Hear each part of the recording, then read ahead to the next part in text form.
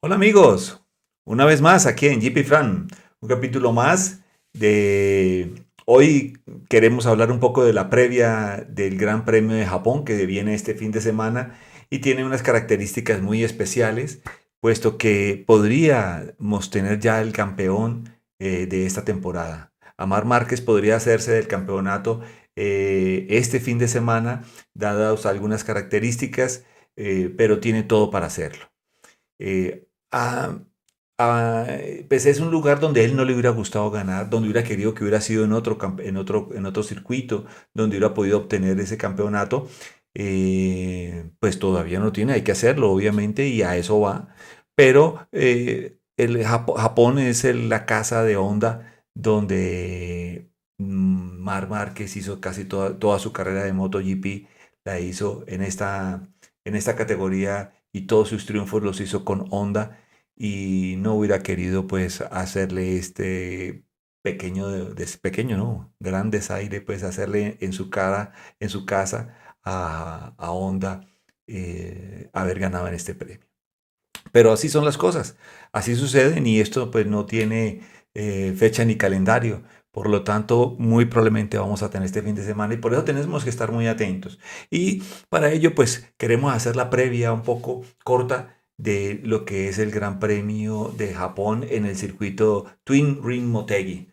Twin es porque reúne dos circuitos en uno solo y ya lo veremos en las imágenes. Pues aquí, veamos aquí primero, aquí tenemos el circuito, un esquema general del circuito. Eh,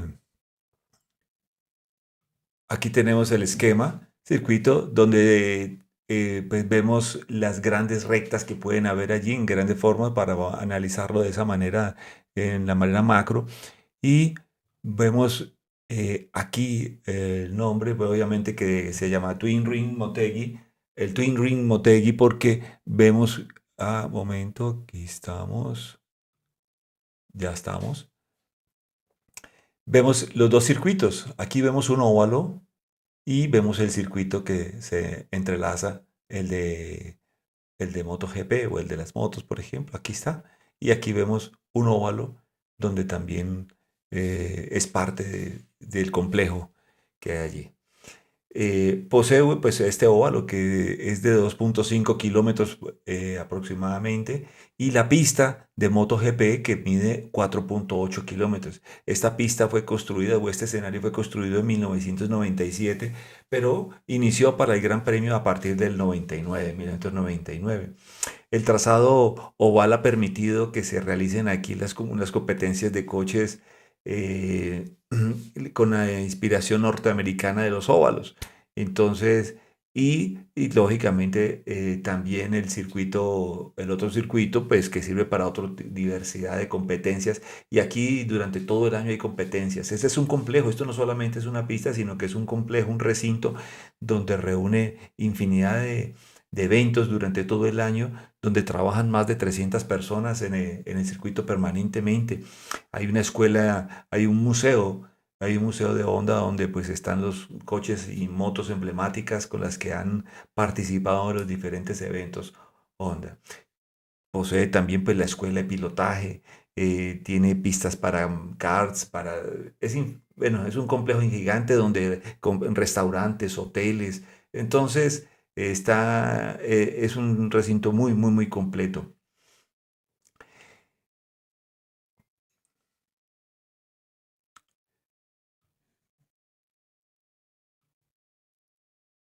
Bueno, ya habíamos dicho pues que es un circuito que tiene 4.800 metros de longitud. El ancho de la pista es de 15 metros, que a pesar de que es muy ancha, fíjese que no es tan sencillo como pareciese los adelantamientos en esta competencia, pero obviamente los hay. Y la recta más larga, que no es la recta principal, la mide 762 metros. Consta, pues está formado por 14 curvas, donde 8 son de derecha y 6 son de izquierda. Ver, aquí estamos, obviamente, viendo el nombre del Mobility Resort Motegi. Y Este circuito, pues lo que podemos encontrar allí son las diferentes eh, rectas. Hay una serie de rectas importantes.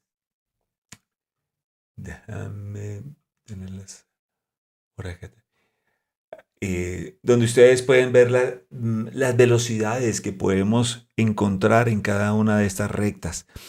Fíjense que es un circuito de stop and go por excelencia.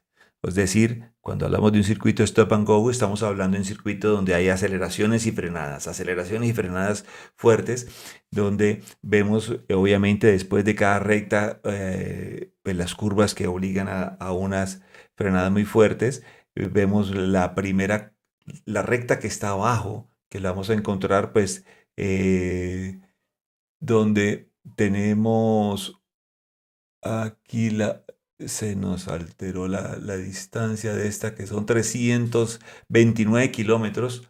Es lo que por el tamaño aquí se nos alteró un poco la imagen, pero es una recta que alcanza hasta los 329 kilómetros por hora, con una frenada que tiene que llevar a los 98 kilómetros. Luego 270 kilómetros por hora logra la siguiente recta para frenar 93. Luego 260 kilómetros en la siguiente recta para frenar a 80. Ya tenemos en las primeras 5 curvas hay 3 rectas, hay 5 curvas, 3 rectas. Luego, bueno, después de la curva 5 tenemos 210 kilómetros por hora, 240 después de la curva 6. Aquí bajamos a 190 en otra recta. Fíjese cuántas rectas estamos contando para el circuito. Bajamos a esta recta 9 que es muy importante, ya hablaremos de ella, ¿no? Donde son las más bajas velocidades, son las amarillas, las altas, las rectas son las rojas. 240 kilómetros, 244 kilómetros es lo que tenemos en 244 kilómetros en esta recta para tomar esta curva 10 que es de la pinza a 70 kilómetros. Y ya luego para llegar a la recta larga, la recta de atrás, que son 319 kilómetros por hora, lo que podemos lograr. Esta fue el récord, el de 319 logrado el año pasado, precisamente creo que por Pedro Acosta. Y creo que esta es la frenada más brutal que hay en todo el campeonato, en todo el año de MotoGP. Es la frenada después de esa recta de 319 kilómetros a 86. Es una frenada de más de 6 segundos, como veremos más adelante ahorita en estas imágenes que tenemos. Acá las tenemos, aquí tenemos el circuito completo. Vamos a verlo aquí ampliado, yo creo, lo podemos tener por este lado. Veamos, cerremos este. Y el tablero. Para que lo analicemos aquí. Bueno, en este sector donde tenemos, esta es la recta principal, la que vemos aquí en este punto. Esta es la recta principal donde está la largada, obviamente, y la meta final. Y la meta, perdón. Esta es la recta que tenemos ahí el circuito a 293 kilómetros por hora. Es lo que encontramos en esa recta. La mayor velocidad lograda es una recta. Fíjese que aquí tenemos las marchas en las que estábamos llegando en esta recta. Aquí tenemos cuarta, quinta. No se llega a la sexta en esta recta. Y ya aquí llegando en quinta, la máxima velocidad, lógicamente empieza la reducción hasta segunda, donde tomamos la curva 1 y 2 en segunda para volver a marchar en la siguiente recta, tercera, cuarta, ¿no? Y quinta nuevamente. El único sector donde vamos a encontrar que logran la sexta es en la recta de atrás, que es en la recta de acá atrás, esta de aquí, ¿no? Es en esa recta el único lugar donde podemos encontrar que pueden lograr hasta la sexta velocidad. Aquí, después de la recta en la que venimos, después de la curva 2, viene curva 3 y 4. Esta curva 1 y 2, pues prácticamente la tratan de tomar como si fuera una sola curva. Es una sola curva prácticamente, es una sola inclinación la que toman las motos en ella. Aquí en la 3 hay una fuerte frenada y la 4 que es una curva de transición, simplemente porque aquí van acelerando, aquí es una curva de aceleración permanente. Fíjese que la tomamos en tercera y cuarta ya está saliendo de la curva, ya estamos tomando la cuarta. Cuarta, quinta, para llegar a una velocidad de 285 kilómetros por hora. Frenada importantísimo, fuerte en la 5, donde podemos encontrar grandes adelantamientos, pero también caídas importantes. Acá es una curva muy, muy fuerte, una frenada fuerte para hacer un giro de más de casi 90 grados, de más de 90 grados. Nuevamente tomamos tercera, cuarta velocidad, 204 kilómetros por hora en esta curva, después pasando la curva 5, entre las 5 y las 6 para tomar una curva de bastante estrés para el neumático, donde pueden acelerar 100, van tomando la 175 en cuarta y para llegar nuevamente pues a una chicana aquí en tercera velocidad, ¿no? Es donde tomamos esta velocidad a 236, bajamos 118 kilómetros por hora. Aquí esta es una curva importante donde también pueden haber adelantamientos. O los pilotos pueden tomar la parte externa para lograr en la 7, pueden tomar la parte externa para que en la 8 quedar por dentro y obviamente poderle cortar al piloto que va adelante allí. La curva 8, ¿no? Las 7 y 8 pues son un cambio de dirección importante para llegar a la curva 9, una curva muy importante donde probablemente tengamos el mayor número de sobrepasos y también caídas aquí. Después de la curva 9, obviamente tercera, cuarta, también alcanzamos una velocidad de 244 kilómetros por hora en esa recta para llegar a esta pinza, a la 10, donde es la curva más lenta de todas, donde llegamos a 70 kilómetros, 63, ya hoy en día están llegando a 70 kilómetros por hora, están tomando esta curva para tratar de tomarla pues con la mayor aceleración que se pueda, ya para entrar a la recta final, donde, bueno, la toman en segunda, saliendo en tercera marcha, cuarta, quinta y sexta, que alcanzan a meter la sexta a este nivel. Aquí podemos tomar la sexta. La mayor velocidad la llegan aquí en sexta. Pero ahorita quiero que combinemos esta imagen, esta información que estamos viendo acá, donde tenemos la mayor velocidad de 319 kilómetros por hora. Esto de aquí hacia la curva 11 es un descenso. Es un descenso brutal. Y si venimos a esta velocidad, quiero que se imaginen es la frenada.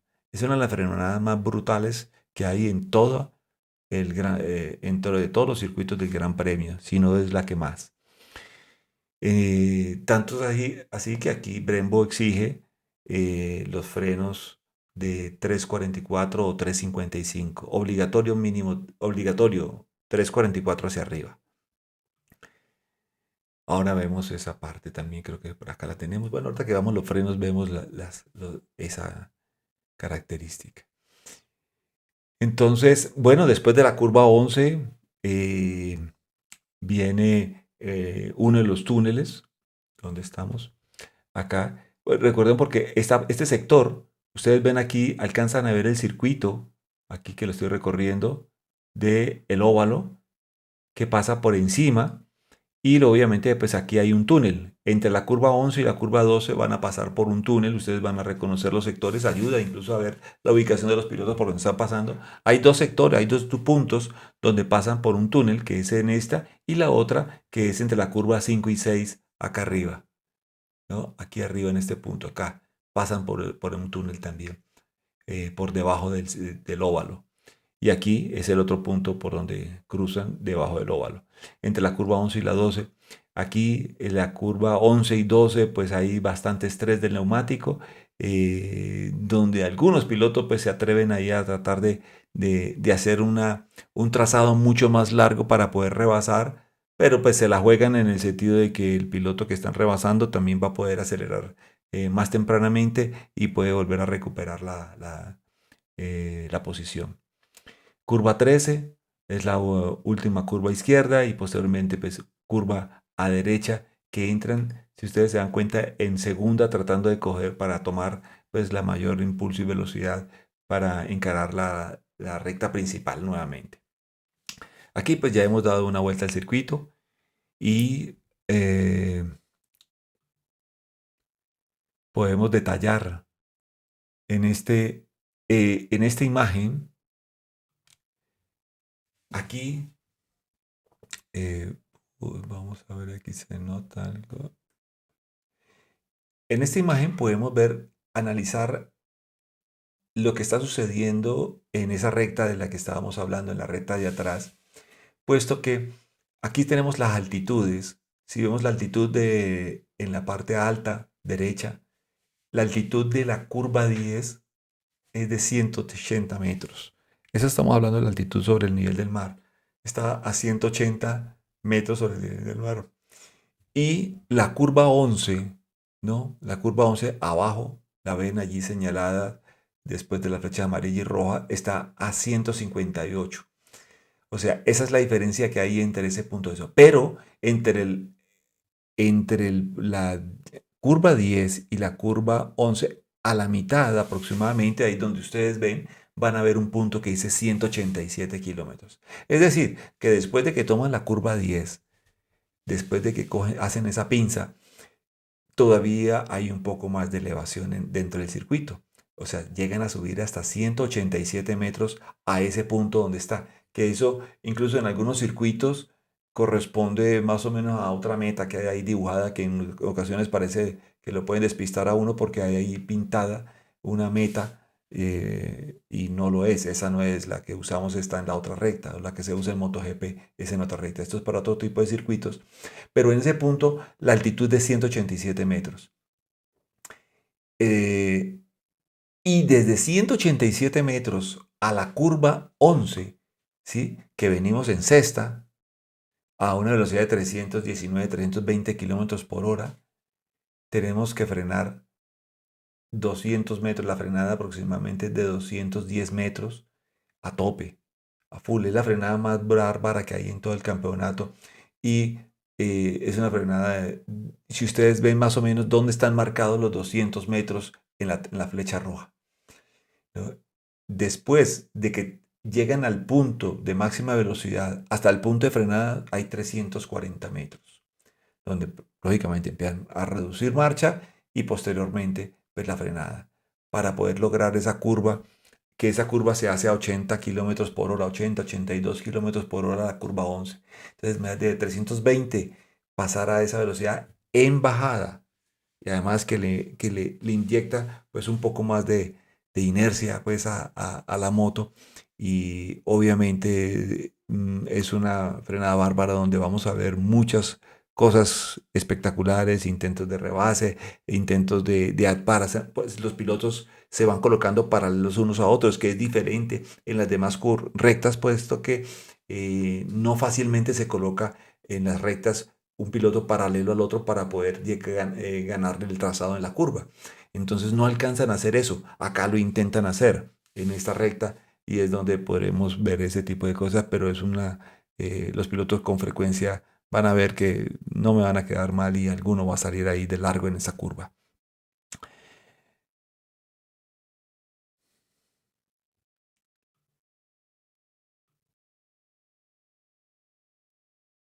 Y bueno, tenemos...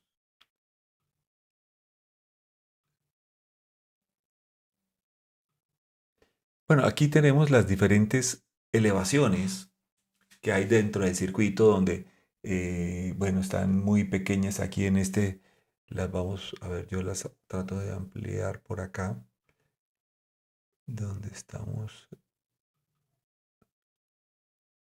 aquí, no están, vamos a ver en dónde están esas.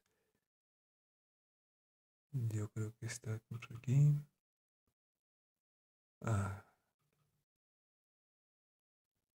bueno, este es el circuito.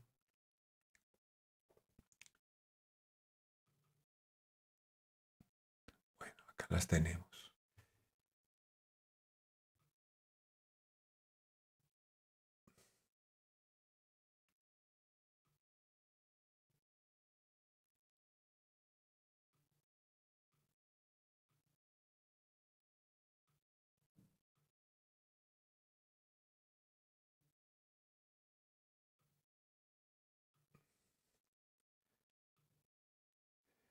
Aquí tenemos las altitudes que hay en todo el circuito, ya hemos hablado de algunas de ellas. Por ejemplo, en este punto, vamos a ver aquí la transición. Aquí las podemos ver. Aquí, este es el lugar de la meta de salida, ¿no? Vemos aquí son 138 metros lo que tenemos en este punto.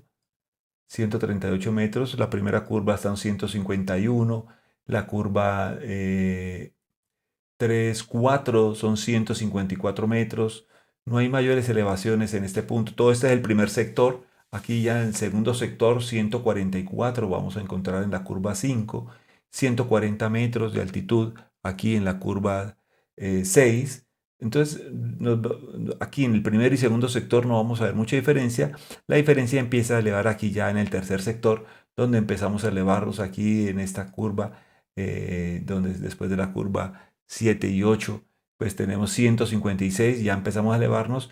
En la curva 9 vemos que tenemos 170 metros en este punto, 170 metros para, ya sabemos, para llegar a 180 metros, que es, o sea, este es el tercer sector, es el donde hay un ascenso importante. Y el descenso lo encontramos en pues terminando aquí el tercer sector, termina a a esta altura más o menos, y en el cuarto sector está el descenso hasta la curva 11, que son 156 metros, donde pues más o menos volvemos a emparejarnos a 138 metros, que es la recta final. O sea, todo este sector viene en descenso desde la mitad de la curva.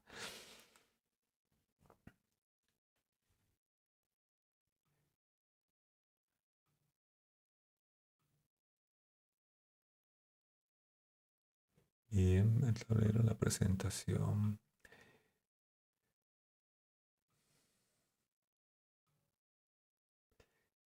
Bueno, aquí tenemos los mapas donde las alturas también están representadas. Abajo vemos, bueno, las velocidades, cómo se va elevando en las flechas amarillas. Ya hemos hablado de esto. Las altitudes también. Uy, veamos aquí. Acá tenemos los...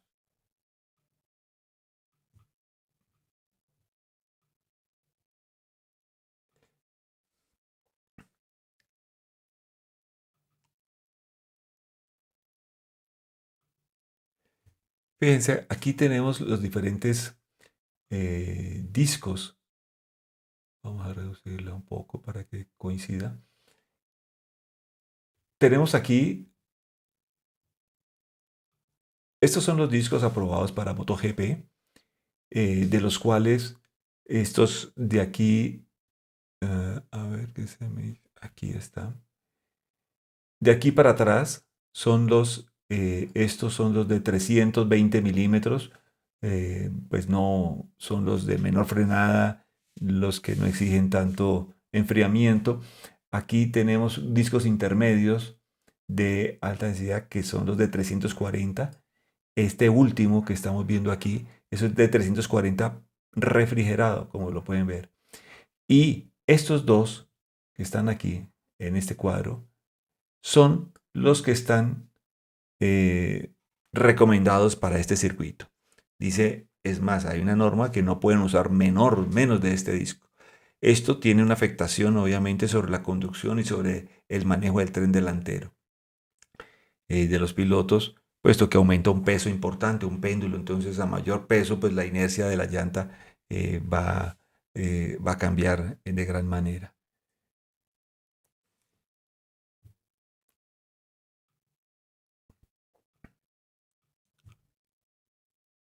Bueno, aquí los tenemos, estos son el E340 y el E355, son los obligados para este circuito por las frenadas que tiene y los puntos calientes importantes que hay, que son en la curva 1, en la curva 3 y en la curva 11, que ya la vimos, es en ese descenso.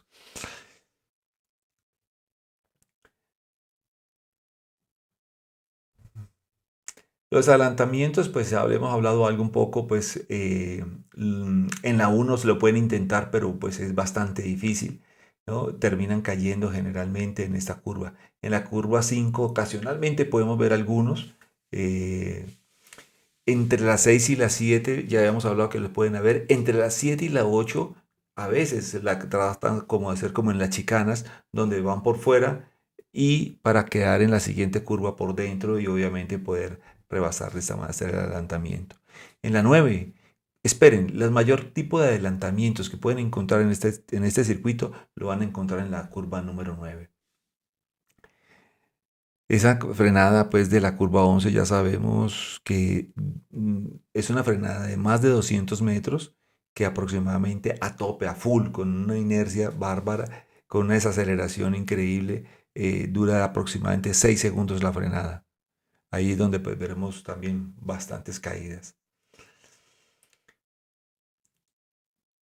Bueno, pues es un circuito que también se puede esperar la lluvia y las condiciones de lluvia cambian muchísimo. Es un circuito que incluso cambia hasta los candidatos a un campeonato, a un campeón o el podio podría variar muchísimo donde llegue a haber lluvia.